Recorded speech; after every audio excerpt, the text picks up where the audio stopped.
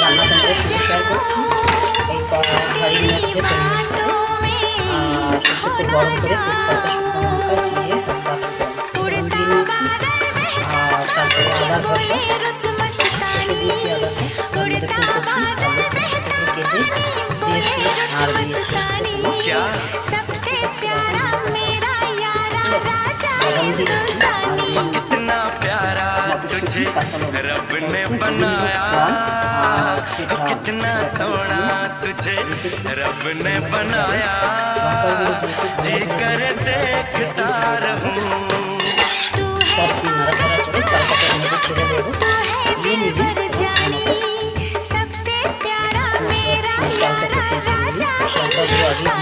कितना प्यारा तुझे रब ने बनाया जी कर देखता।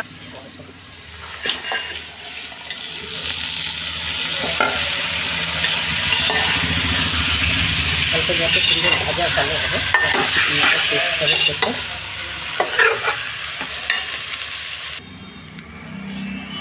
ভালো করে ভেজে নিচ্ছি, জলটা গরম জলটা ঢেলে দেবো।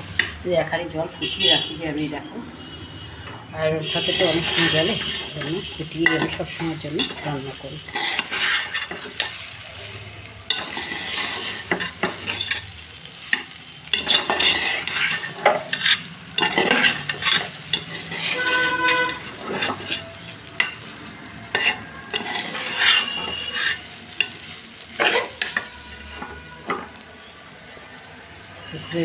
গোবিন্দভোগ চালের খিচুড়িটা করে খেয়ে দেখ, দারুণ একটা লাগে। আর ঘি গরম মশলা করে দেবো, আর কাজু কিশমিশ একটু দেবো এর মধ্যে, এটা লাস্টে দেবো, তখন না বাদাম মটর সব দিয়ে দিয়েছি।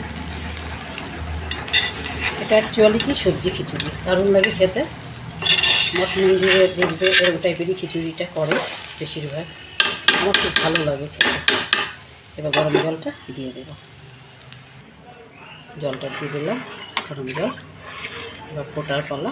দেখো ফুলকপি দিয়েছি, আলু বাদাম সব কিছু দিয়ে নিয়ে একবারে এবার ফুটিয়ে পরে দ্বিতীয়বার সোমবার দেওয়ার ঝামেলাটা থাকে না। এইভাবে করলে পরে দারুণ লাগে খেতে। আর তোমরা একটু পাশে থেকো, আর লাইক কমেন্ট একটু সাবস্ক্রাইব আমার চ্যানেলটাকে করে দিও, ঠিক আছে।